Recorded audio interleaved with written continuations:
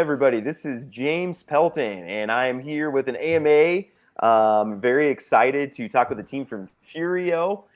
If you're here joining me, we're going to wait a couple minutes just for people to get on and people to hop on. People get on via YouTube, Facebook, and Twitter. So there's a lot of people coming from a lot of different directions. But what you can do to help me out as we get started here this morning is please hit the like button. Again, that's what YouTube's looking for, to say, hey, this is a cool video. Lots of people want to see it. So you might notice my background is different. I'm at Zion National Park in Utah right now, and we're actually going to be leaving here a little bit later for Vegas. So we got quite the trip that me and my family are on. But I love doing these YouTube AMAs kind of as a break. It's a vacation from my vacation, is how I look at it. So, and as we're getting started here too, please comment. What I want you to comment is your favorite vacation destination. Okay, that's what I want to know today. Usually I ask where everybody's watching from, but I want to know where's your favorite place to vacation. So I'm at Zion National Park, very cool. So I want to see where you're from. All right, well, let's go ahead and we'll get started here with the team. Furio team, welcome. Thank you guys for joining me. There's two Chris's, so that might get confusing. But could you guys start by introducing yourself and give a little bit of your background? Yeah, so we're both Chris D as well, which makes it even worse. I'm Chris Davis. The other Chris is Chris Doran. I'm Chris, one of the founders of Furio. Been in crypto for a long time. Been in financial markets a long time, marketing, branding, massive background in finance and marketing, basically. And Chris? Yeah, hi, Chris Doran. I'm a interesting background. I'm post-grad international marketing. I've also got a degree in economics and finance. I've known Chris for many years. We've worked outside of the world of crypto, but we've also had a massive shared interest in this for a long time. Been asked to do marketing on a lot of projects, but not really anything that appealed. And then Chris and I talked this through and thought, yeah, we've got something here. We need to get this show on the road. And then we got two guys from the US that we've known for a long time, really top guys. So that's the actual backbone of the Furio team. So we've got a rock solid background in NFTs, rock solid background in finance, rock solid background in crypto, and a rock solid background in marketing. So yeah, we think we've got quite a few boxes ticked. Okay, awesome. Well, yeah, thank you guys for hopping on. And yeah, I feel like I'm on vacation, so I feel like I'm kind of a mess. Like my background's not right. My headphone, actually using, we have some college students that live with us, and I'm using one of their headphones, and his ears are bigger, so the headphones keep popping out. But we make do with what we have. So let's go ahead and talk about your project. Could you go ahead and just kind of give maybe like a little bit of an elevator pitch of what Furio is all about? Yeah, so Furio is obviously the key component of Furio is a daily ROI system, but with a major twist. So everyone understands that ROI platforms have been quite a large thing over the last, say, 6 to 12 months. And we personally thought there was a major thing that we had got, which we'd been talking about for a long time, which was a big differential, which was to incentivize people to play the game in the right way. So we came up with the initial concept, which was a variable reward system. So minor contracts get that 6-to-1, 6-to-1. You know, the mentality that's come through is play the game well and everyone wins. So we stuck with the ROI system that we'd started to build out, and we decided that we wanted a variable reward system where you could earn 0.5% a day up to 2.5% a day based on how you played the game. So that was the key components of us starting the system, really.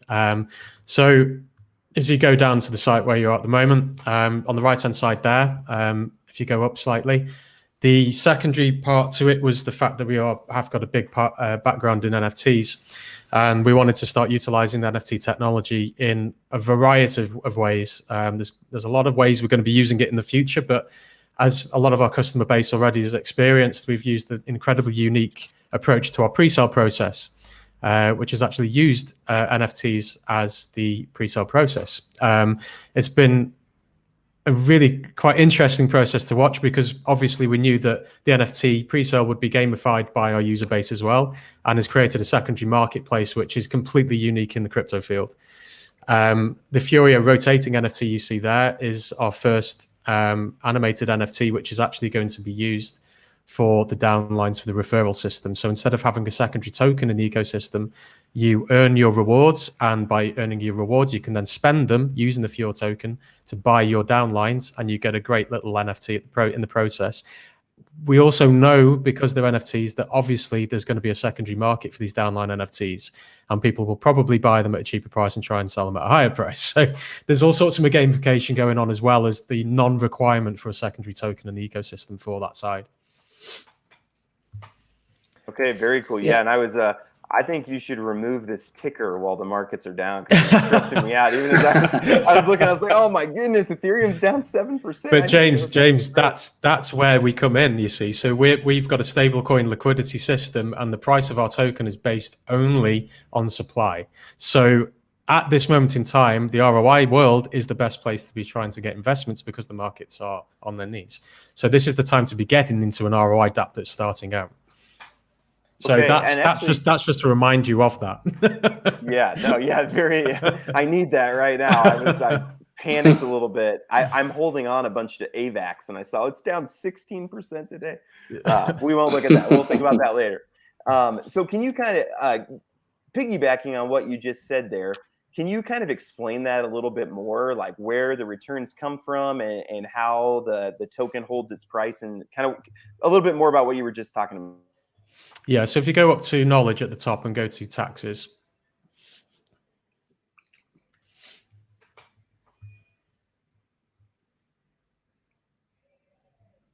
I get stressed out having to do things live.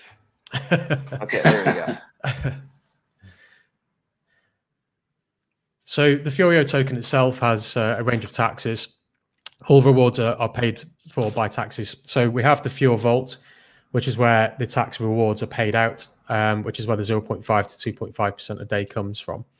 The actual token itself has a 10% taxation on buys on the exchange. No taxes are on the Furio swap page itself. And the 10% exchange tax equates as 1% is burn. Now, when we say burn, we mean burn. So we're going to be having burn events. So the percent that's accrued, we are going to announce a Furio burn event, and we'll be strategically using the burns for when we think the right time to burn the tokens is going to be is relevant to the price. 2% goes to liquidity on PancakeSwap. 1% goes to marketing and development. We want a continuous marketing budget going forward and development budget, and 6% to contract balance, which is the Furio Vault, where the rewards are paid out of. The deposit has a 10% to contract balance. Claim has a 10% to contract balance. Sell, regardless of where you sell the token, there's a 10% tax, which is broken down as per the buy. If you transfer the token, there's a 10% wallet tax. If you airdrop, there's a 10% tax, and compound, there's 5%. Man, it kind of sounds like the United States right now. There's taxes on a lot of things, but that's what keeps the protocol stable.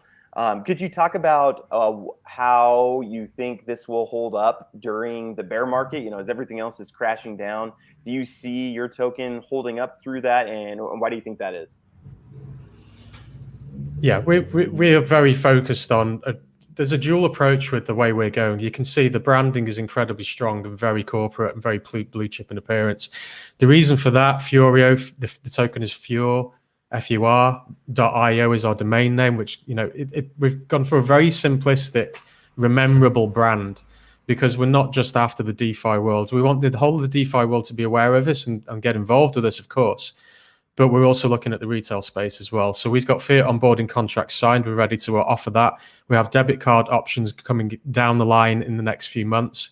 We are going to be attacking the retail world as well. Like we've got many directions that we want to be fiat onboarding. So in regards to the fact that we have the taxations going on, we also have, we'll talk about the other tax in a minute, which is to make sure that people understand that this is sustainable. We're not going to have any pump and dump. We have a pump and dump tax in place. it's all about constantly onboarding for this project. And because the price of the token is based on supply only, we have a control mechanism to be able to control that price. But also, the crypto market sinking makes no difference to us because of the fact that we are liquid with USDC. We're not partnered with any native token. We're partnered with USDC. So if any of the native tokens go down, it's not going to directly correlate with the Furio price. Okay, very cool. And then, by the way, for people just joining us, I see we have a lot of new people that just hopped on. We're talking about Furio.io. If you want to go check us out, I put the link there. And please do hit the like button. And if you have questions as we're going forward, please ask them, even if they're difficult questions. Again, I know the Chris's. Can I call you the Chris's? Is that word? Yeah. But I know that the Chris's would rather you ask hard questions and invest than keep them to yourself and not invest. Okay, so please feel free to bring the hard questions. Can you kind of walk, just for people who aren't familiar with these ROI type platforms, can you kind of explain just like what the user experience comes into the ecosystem and then how they make their money over time? Do you want to go, Chris? Yeah, certainly. What we've done here with this, James, is we've designed it to make it as easy and user-friendly as possible. The NFTs, as Chris has said, was a completely innovative approach. And one of the beauties of that is, along with the pump and dump tax, it's going to give us stability. And that's key. In the current markets, people want stability. So they've got the guaranteed return on investment plus the safe option, building everything forward. So that we think is really good. We're actually introducing, in the back of our mind, as Chris said, we've got the retail onboarding. So we've always thought we've got to make it simple for these guys. DeFi can be quite a complicated world. So it's easy to come into the platform. We're building a very dedicated, user-friendly UI. We're going to have auto compounding. So if someone decides, right, I want a 6-to-1 strategy, they can literally just auto compound for 6 days, come out, claim for a day, then auto compound for another 6 days. So we're making it completely user-friendly.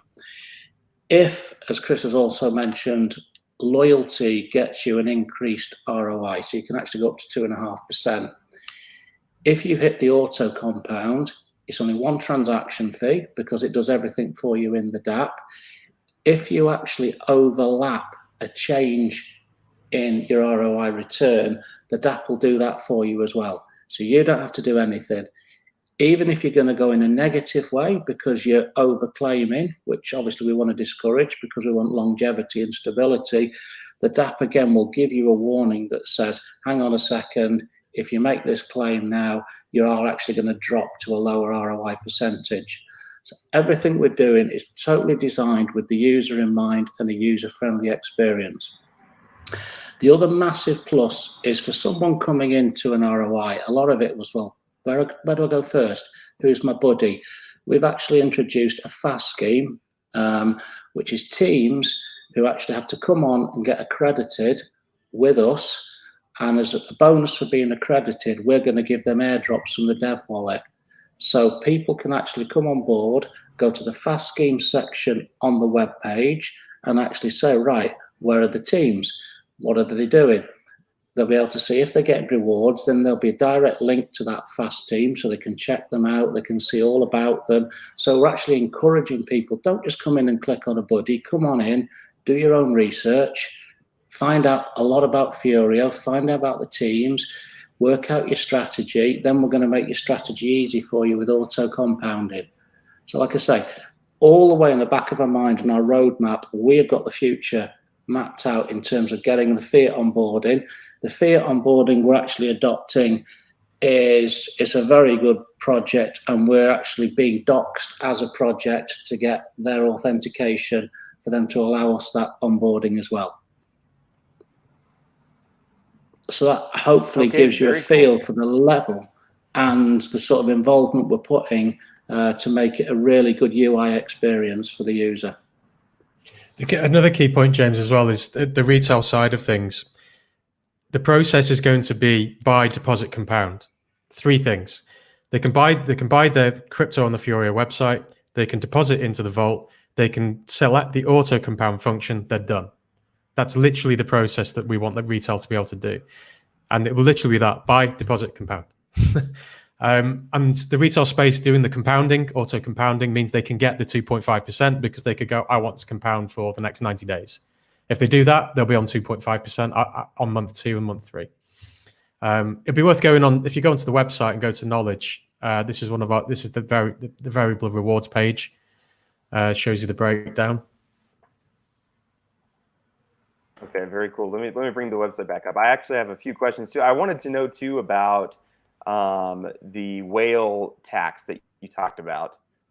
Let's see. I'll bring up the knowledge page here.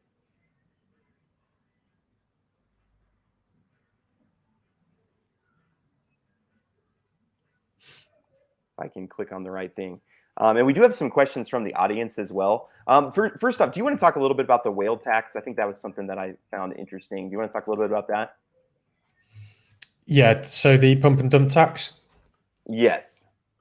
Yeah, so we introduced the pump and dump tax because, again, we're all about sustainability here, and we want investors to be confident of the fact that this token isn't going to be pumped and dumped. This isn't the key ingredient with this. Is it's not about the pre-salers dumping. This can happen at any stage of a project. They say, for example, the Furio token were to get to $10 and then go to $40. The people who bought it $10 with thousands of dollars would be in a position to be able to dump the price. And we're not in a position where we want to offer that. We have a very long-term sustainable idea of what we're trying to build here. And installing confidence in investors is a massive part of that.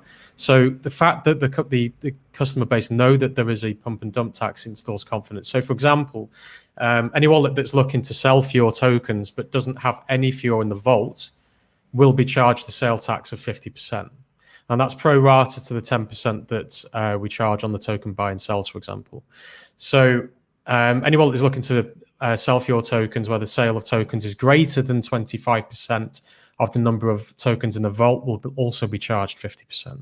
So if you have, for example, 100 Furio in your wallet and you have no Furio in the vault and you try to sell 0 to 100 Furio, you will be taxed 50%. If you have 100 Furio in the wallet, 100 Furio in the vault, and you try to sell 0 to 25 Furio, you'll only be charged the standard 10%. Okay, yeah, thanks for talking through that. Then I do want to bring on some audience questions, and yeah, audience, feel free to ask as we're going along. But the use of pancake swap, as we have seen in other projects, systematically produces dumps due to the sale of the tokens held by the swap. Have you thought of a way to avoid this? Well, we've just gone through exactly that. Yes. Yep. Exactly. Yep. So you answered it before. So yes. So basically, if people don't have tokens in the vault, it's not going to be worth it for them to sell. With a 50% tax rate, it's not going to be worth it for them to sell. So that's going to be what helps with that. We're purely about incentivizing people to play the game the right way, because this is how this thing stays sustainable and can go forward being so. And the thing is, this doesn't affect anybody that is looking to just invest, compound, take some rewards as they go along, and compound more than they reward themselves.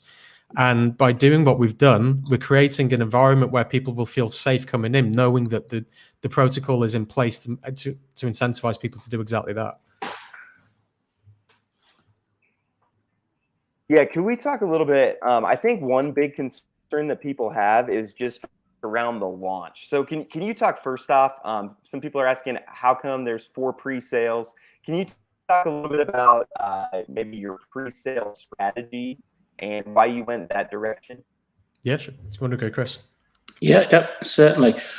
The first 3 pre-sales were very much in the We've actually been going on Telegram. We've written an article that we've published on Medium today. We're less than 30 days old in Telegram now, and we've already had 3 sold out pre-sales. So we realise that an awful lot of people still even have the opportunity to get into Furio.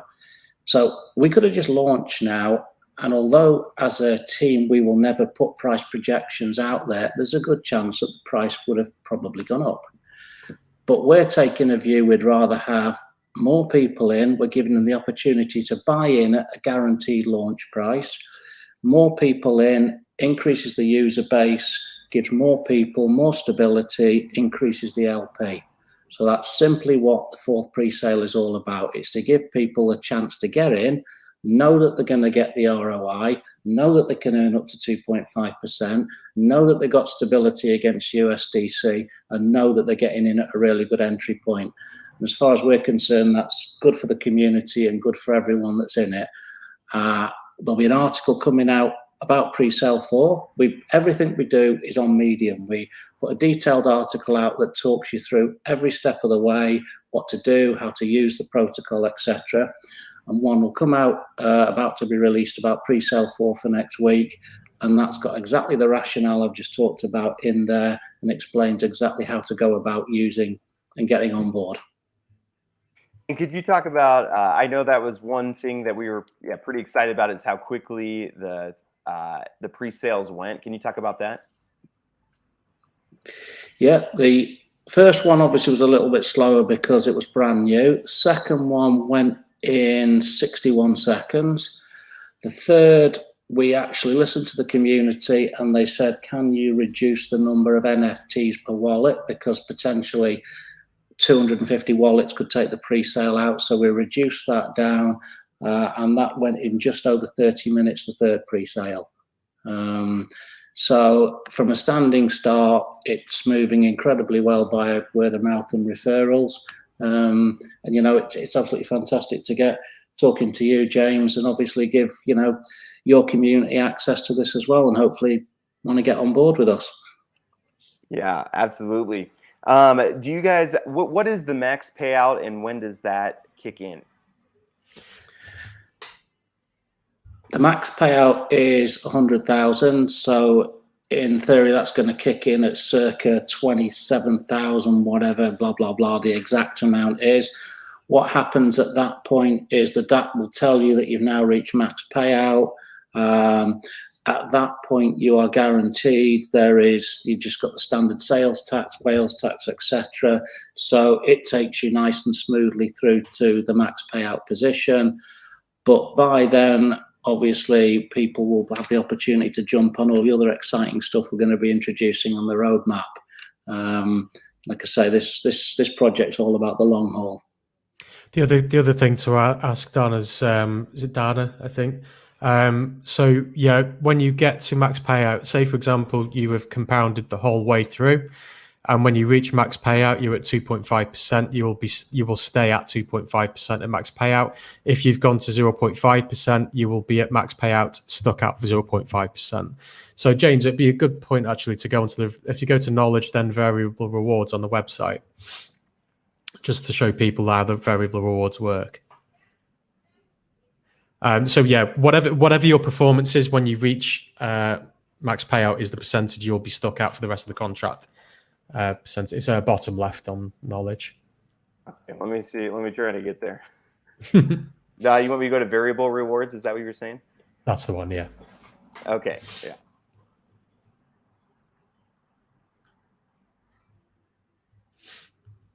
All right. So if you go down to the tables just below. So we've segregated it into positive, neutral, and negative participants. So positive participants, if you do 3 weekly claims, you'll be at 2%. This is on a rolling 28 days. So every time a new day is added, it's the previous 28-day performance. So 3 weekly claims would be 2%. 2 weekly claims would be 2.25%, 1 weekly claim 2.25%, and 0 would be your max 2.5%. The neutral is 3.5 weekly claims, which would give you 2% rewards. And this is where where the game changes, right? So you get to the negative section, and it's red for a reason. The DApp is going to warn you of this. People have asked that question. Yes, the DApp will give a warning.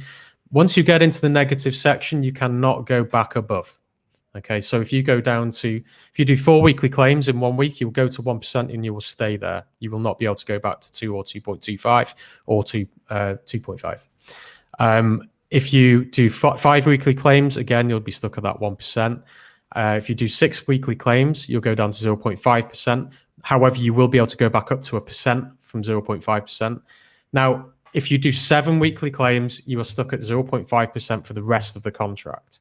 So if you decide to claim 7 days in a row, you are stuck at 0.5% for the rest of your days with that particular wallet in the ecosystem.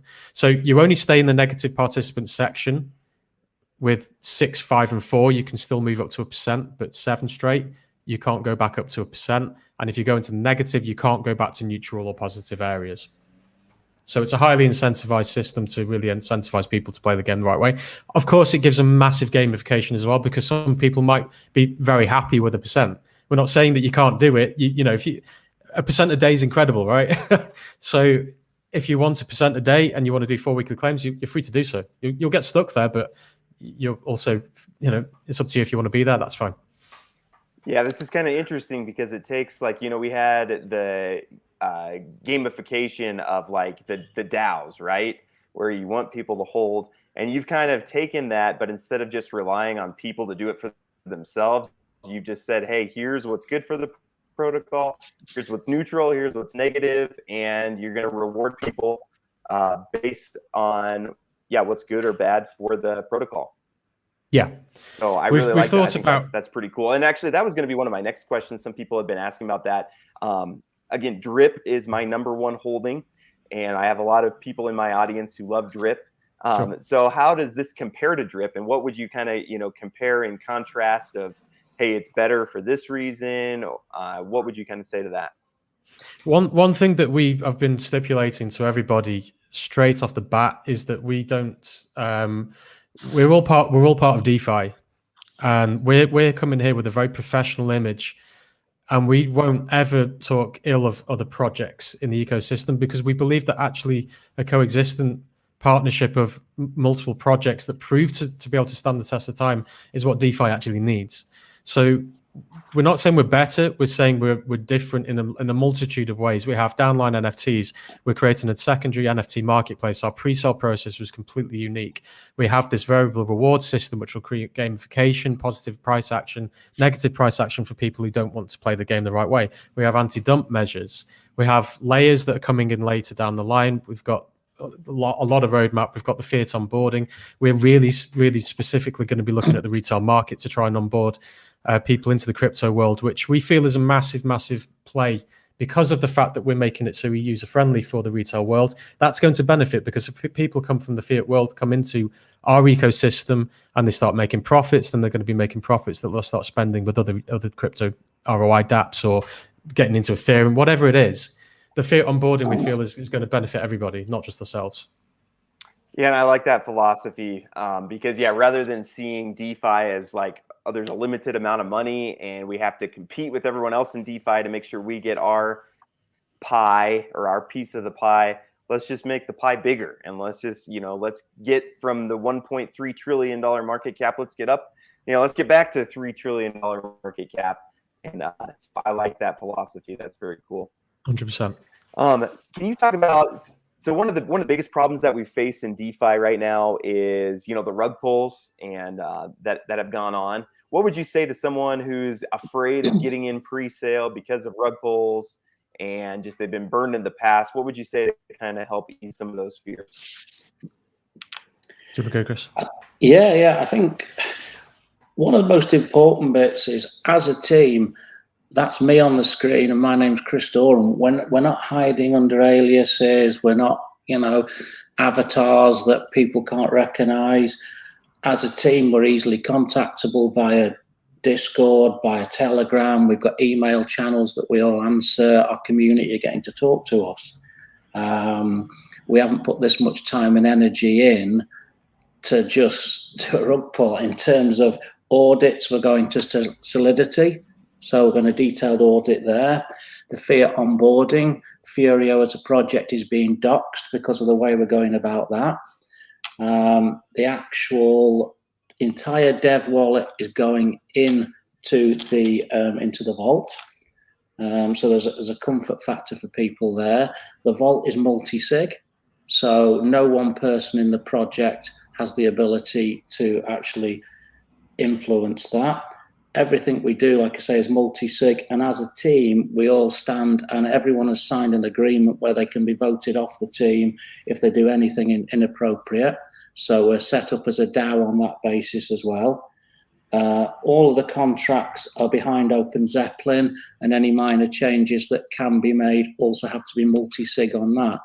So, you know, we're transparent, we can easy to communicate with. We're doing as much as we possibly can to demonstrate that this is not a rug. Yeah, and I always tell people too, you know, if you're worried about rug, or if you're worried about getting early, you're worried about, you know, launches are sometimes rough also. There's nothing wrong with just waiting, you know, wait for a couple of weeks. It's good to get in the pre-sale, you know, that will be the highest risk, highest reward probably. But there's nothing wrong with just waiting. You know, if you believe in this project and you like, you know, especially I think the way you have the gamification rewarded is super interesting. There's nothing wrong with just waiting. Like that'll still be there in a few weeks, and you can get in then if you're really concerned about that. So, and I do appreciate, you know, Doc's team don't have a lot of that in DeFi, so appreciate that. Fat Mike would like to know, may I ask where the funds from the pre-sales go? How is it going to be utilized? So the pre-sale funds are going into the liquidity. Okay, so that's mainly the point of pre-sales. Usually, is you want to, you know, build up some liquidity so that you can actually get going with the project. So yes, absolutely. Yeah, it's 100% going into the LP as well.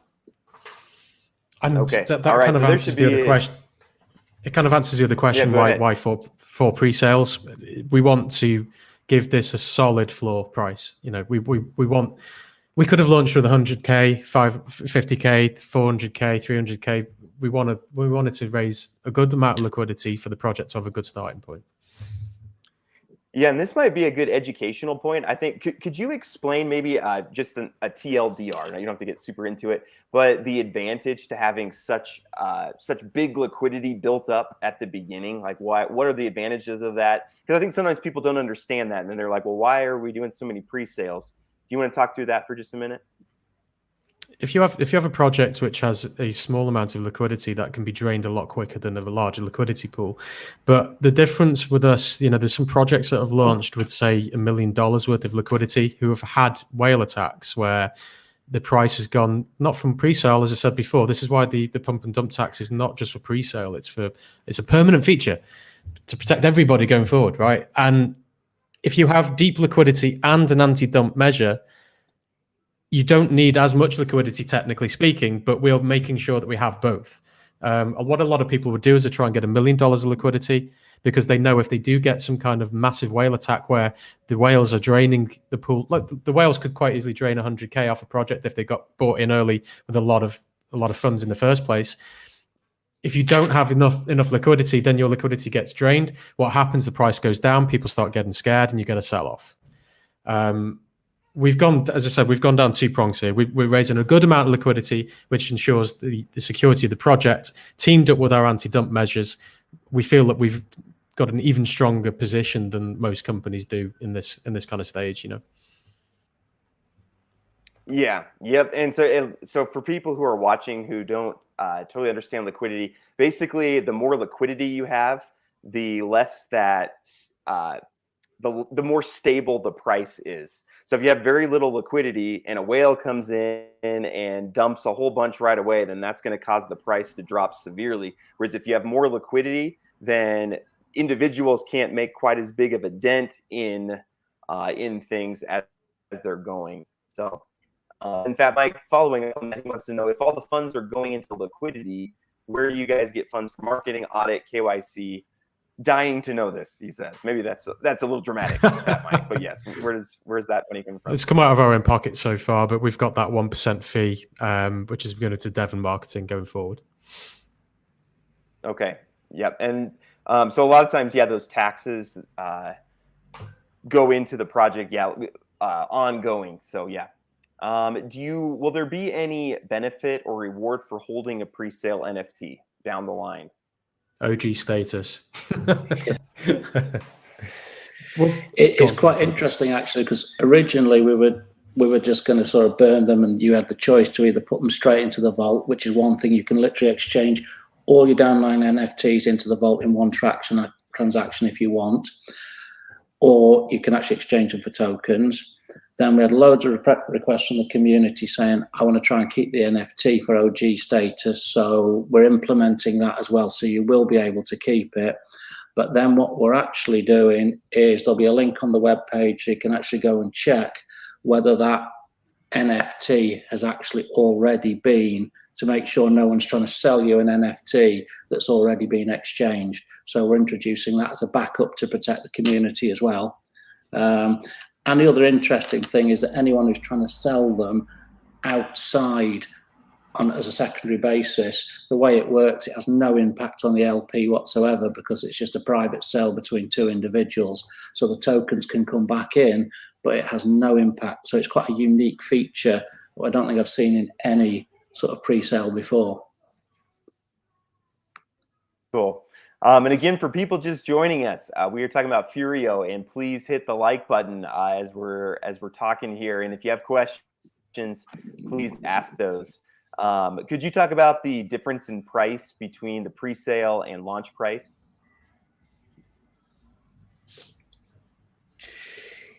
Yeah, well, the last round of pre-sale NFTs was at $1.75 per token. A Freudian slip there, went into British talk into pounds.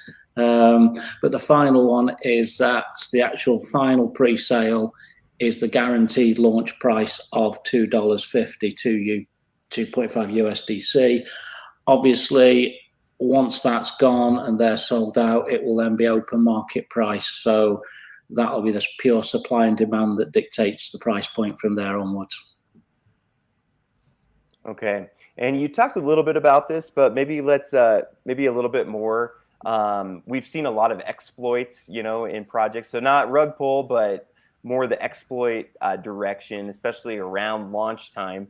What measures are you guys taking to secure investors' trust funds in terms of security? And actually, for those of you who don't know, Bamboo was a project that just yesterday, I don't think it was a rug pull, but somehow their dev wallet got hacked and they lost their money. So what would you say you guys are doing in terms of security? I think what's an interesting point here is our lead dev, Steve, actually comes from a crypto casino background.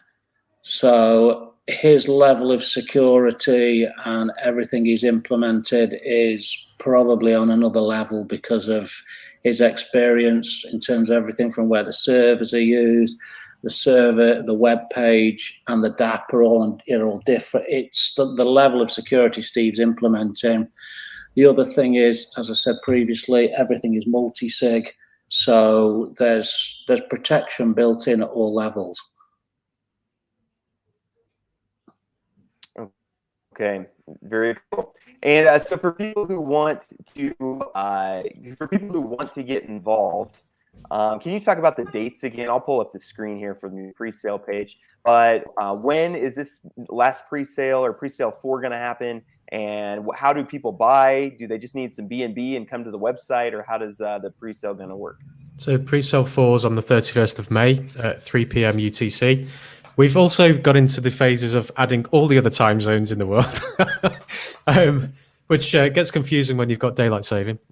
So yeah, it's on the 31st of May at 3 p.m. UTC, 4 p.m. GMT, 8 a.m. PST, 11 a.m. EDT. The process you need USDC. So USDC is what you'll need in your wallet to buy the pre-sale.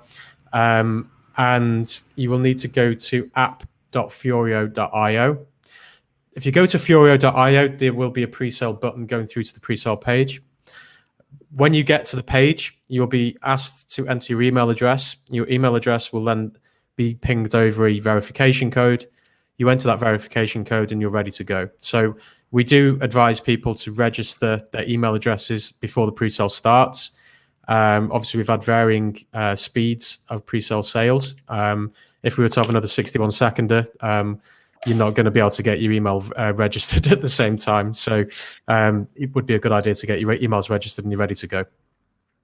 Yep. So if you want to get involved early, then yeah, definitely get that set up beforehand. Because yeah, it could be another 61-second sellout as far as we know. So yes, very cool. And then Eric is joining He's a little bit late, but he wants to know if there's plans for utility of the token in the future. You want to talk a little bit about the roadmap and maybe what you have in the future plans? Yeah, do you want to go to the white paper and you can go to the roadmap? I'll try. I'll do my best. Okay, I can talk paper, it through if not. It's over. Okay, no, I got it. You have a nice white paper button, so there, easy. So there's a couple of things really. We won't go into too much depth at this moment in time because our main focus is on making this part of the project successful to start with. Okay, we really want to get this part right. But we are going to be utilizing an NFT marketplace with real world use case as well as the traditional NFT potential. And we're also going to be using, I don't want to say too much at this moment in time, but there's going to be plenty of utility for the token in a fun way, in a potential to make some money way, and in an NFT way as well. We are ultimately going to be creating a layer 2 to the ecosystem as well. And this layer 2 is one of the key components to the longevity where this project can last for years and it can last in infinite amount of time. So that is going to be giving probably the largest use case to the Furio token that we could possibly ever want. But again, we've got quite a long process to get through with this first. Wanted to make sure that everybody's happy, everyone's up and running, get this Furio brand out there, get everyone knowing about us, and then we'll start moving forward quite quickly after that. There's going to be plenty of utility, though, is the answer to the question. Okay, very cool. For everyone who reaches max payout, there's going to be a platinum NFT as well, and that will carry utility and voting rights forward. Okay, very cool. And then I think we wanted just a verification on the variable reward. So let me pull that page back up. The question is, why are people compounding for 5 days a week and 6 days a week getting the same rewards, 0.25%? Also, if I compound for 28 days straight, do I immediately drop to 2.25% from 2.5% daily? If you compound 28 days straight, you'll go up to 2.5%. Okay, so if you compound for 28 days straight, you'll go up. Yeah, everyone starts with a clean slate on day one at 2%, and then you can work your strategy out there. As far as we're concerned, 5 days a week, 6 days a week is the same degree of loyalty and starting to split down between 2.25% and 2.375% just gets, as far as we're concerned, that's a loyal participant, and therefore there's the upgrade there. Everyone has that first 28 days, and at that point it switches over, unless you've actually just gone straight down for the 7 day straight claim and then you're straight in the bad books. But everyone else builds up, and then you can just sustain your position from there. And the other absolute beauty is you've got the auto compound to help you. Also, if someone has a neutral day because they're ill, they forget or whatever, that doesn't count against you. Neutral days don't count. It's only the claiming that counts. So if someone goes away on holiday and they forget, they go away for the weekend, they do whatever, and they do nothing, that doesn't count against you. That's just regarded as a neutral day. It's purely the claims that count as negatives. Okay, no, I think that's helpful. And then is there a minimum allowed USDC purchase? For the actual project itself, it's one Furio token. If you're talking about pre-sale, I presume you might be meaning the pre-sale. I'm not too sure. If it's the pre-sale, it's obviously one NFT. The NFTs are indivisible. So basically it's an NFT at 250 USDC, but you can select one. You can select two. You'll have the option when you get there. If you buy one and suddenly think, actually, I wouldn't mind another one, you can do that once your wallet's cleared. You will basically come up with a choice of between 1 and 5 NFTs. And they're in denominations of 250 USDC per NFT. Okay, and we had another good question. Oh no, go ahead. Who's Tom Wilkinson? Yeah, I know. You sound like Tom Wilkinson. Go. It sounds like it's a compliment. He's an English actor on television. I don't know what he's in though, but yes, it sounds like it's a compliment. So he says dope at the end. So that means that's good. here's a good question. So one problem that we've had with drip, which I just want to pull up again, not to compare you too much to drip, but that is like what I'm most familiar with, in this industry. So the problem that we've had with drip over the last 3 months is the price, this is maybe the worst chart I've ever seen of anything in the history of crypto. So what are you guys doing to kind of prevent this from happening? What are you doing to keep the floor price up and not make this happen? So, I mean, obviously, there's some major differences straight off the bat in the fact that we will be having burning events. We have a fixed liquidity protocol, which is going to be raising the price floor. But we also, as we get into the project, have a secondary layer, which we said we can't go too much into too much detail at the moment, but we are going to be removing Furio from supply as in the process of doing that. The max payout part of the system is going to change for the benefit, but in the meantime, we have loads of process involved with utility of the token. There's a lot of ROI dApps who don't have true utility or gamification, NFT marketplace, and real world acquisition of NFTs through real world acquisitions through the use of NFTs before the layer 2 is even out. And as I said, the usual 2% and the 1% burn events. So we have quite a few different things which are kind of rising the floor, burning tokens, giving token utility, and then the final layer 2 down the road, which will be the ultimate finishing product, should I say. Yeah, and I do really, for me, in my opinion, the variable rewards and the way you guys are doing that is just a super unique, powerful thing. And especially the fact that if you drop down into the negative, you're not ever able to go back up. So I think that will keep people from, that's what happens with drip is people just start, they lose faith in the price. So they just start claiming every single day. And I think that some of the mechanics you have built in place will help with that. Everything we're going to drive towards is stability. Yes, right.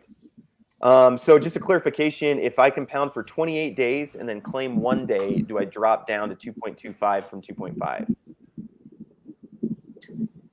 Yes. The idea of the 2.5, the 2.5 is really, if someone wants to go straight through to max payout, that's the ultimate incentive. If you go for, you've got to build, if you go for 28 days to start with, that takes you to 2.5%. So once you're at that 20, you haven't claimed in the first 28 days, you've elevated yourself to 2.5%. You will then stay there as long as you don't claim.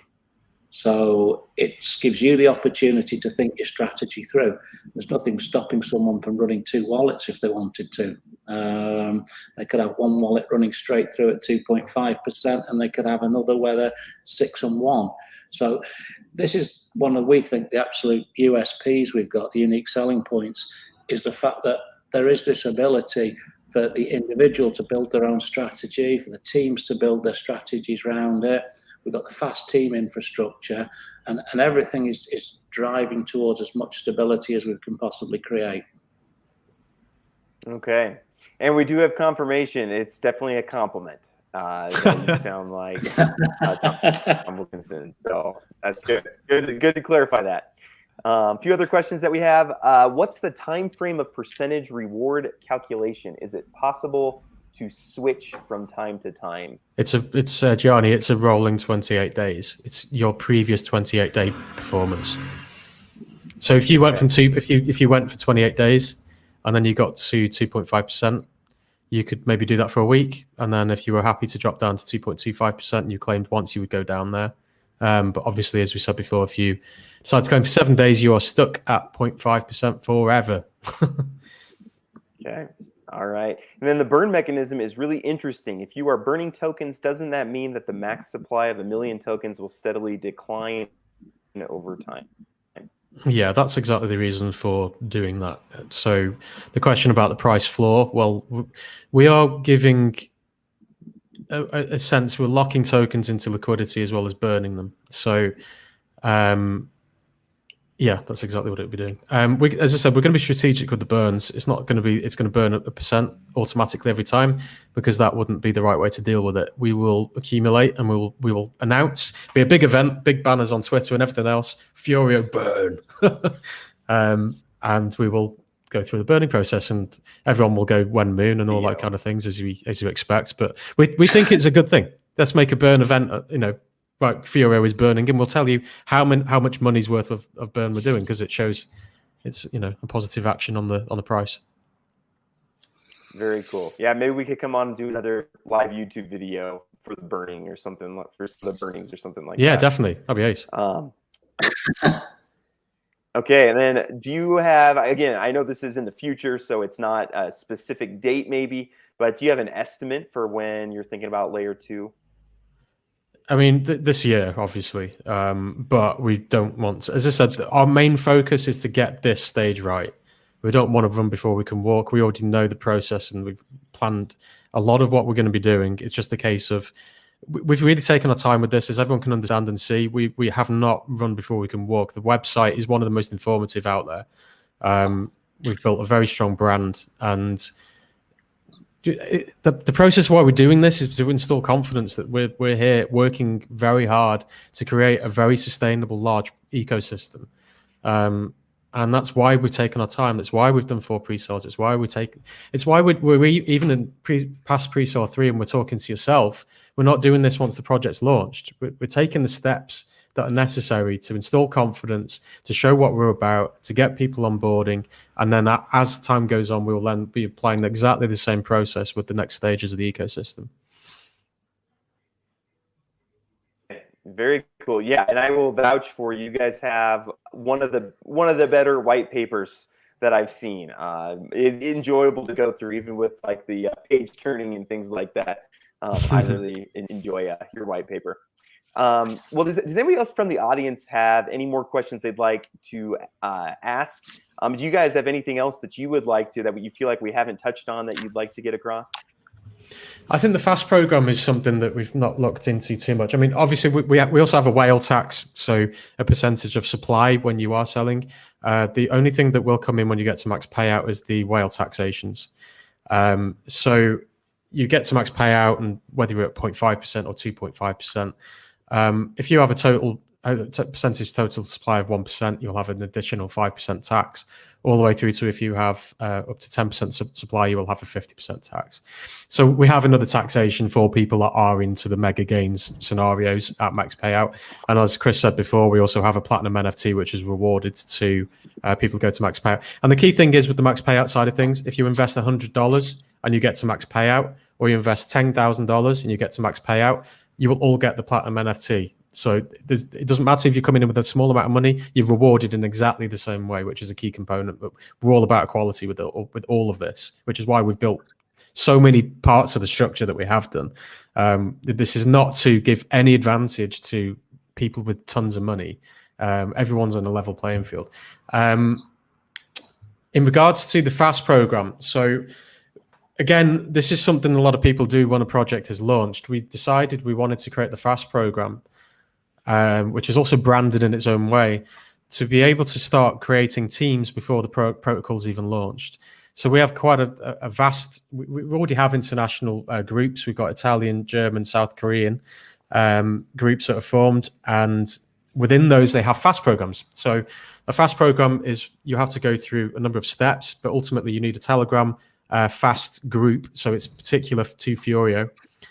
You need a minimum of 30 members, and there's the list of the requirements are on the page that you're on now. But this is to incentivize teams to build, because the dev wallet will be airdropping rewards to the FAST teams. So people always say, okay, obviously the referral system is round robin. The dev wallet will get part of the round robin that when people are going through the compounding. What you're going to be doing with that allocation? Well, this is what we're going to be doing. We're going to be airdropping these to the FAST program players. And the key thing is that the FAST teams can build, and people could build off the back of the FAST team if they want to be part of that FAST team. They can be part of that FAST team. But there's not much transparency in ROI systems that we came across. And again, this isn't a negative. We're pointing out negatives. It's just something that we thought that we'd rather have, was the fact that it's not easy. You're a retailer who's just seen a big banner in London saying up to 2.5% Furio.io. You come on, you go easy process, you buy a credit debit card, you then buy your Fuel token, you then vault and compound. You need to join a team to obviously be able to get into the ecosystem. Where do you find them? How do you find them? So the DApp is going to be showing the Fast team members. It's also going to be showing other teams as well.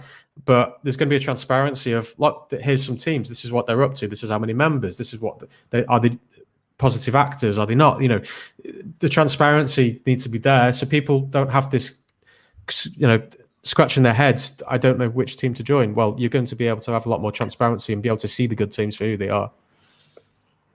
Okay, and I can say there will more than likely be a James Pelton team of some sort. So keep your eyes open for that. But yeah, that sounds really cool.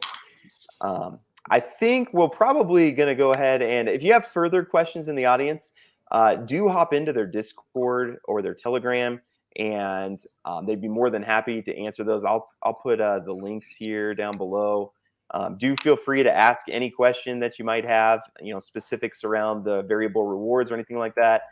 There's a link to their Discord, and here's a link to their Telegram. Kind of as we're closing out here for people, can you just remind us again of what days, if people want to get involved? So if they watch this and they're like, hey, this is the best thing I've ever heard. When can they get involved, and when is the launch date? The pre-sale for is next Tuesday, 31st of May. We've got an AMA in our own Telegram next Monday night, and in that we're actually going to announce the launch date before the final pre-sale, so people know exactly when that is. And we've said it will be as close to pre-sale 4 as is practical. So that's 2 key dates. There'll be a Medium article that's about to be published that goes through the whole process of the pre-sale 4, and that will again be distributed via Discord. We put it out on Twitter, and it will be in our Telegram announcements as well. So the full process of pre-sale 4 is there and easy to track down for anyone. Okay, very cool. Well, hey, thank you so much. I want to just say thanks. I want to say thanks first to the audience for hopping on and for asking really good questions and talking through this. And then I want to say thank you to the team, to the Chris's. Appreciate you guys coming on and talking through your project. I think you've done a really great job. And I'm excited for the pre-sale. And again, people always ask me, hey, are you going to invest? And here's my honest take on it. I've been kind of burnt by pre-sales recently. So I'm going to probably wait till like day 3 of after launch. And that's probably when I personally will jump in just to make sure everything goes smoothly. But I think you guys have done a great job. And the pre-sales selling out so quickly before shows that there is a lot of interest in what you're building. So yeah, I just want to thank you guys for coming on and talking through your project. Thanks for having us, James. Thanks for the invite, and thanks for everyone who's taken the time to listen in. It's greatly appreciated, and we hope to see you in our Telegram and Discord. Yes, and please hit the like button on your way out. And if you guys would like to come back on for a burning or a layer 2 release or anything like that, let me know, and be happy to have you back. Yeah, that'd be awesome. Fantastic. Thanks, James. Awesome. Well, hey, thank you, everybody. Hope you guys all have a great rest of your day. Thanks so much.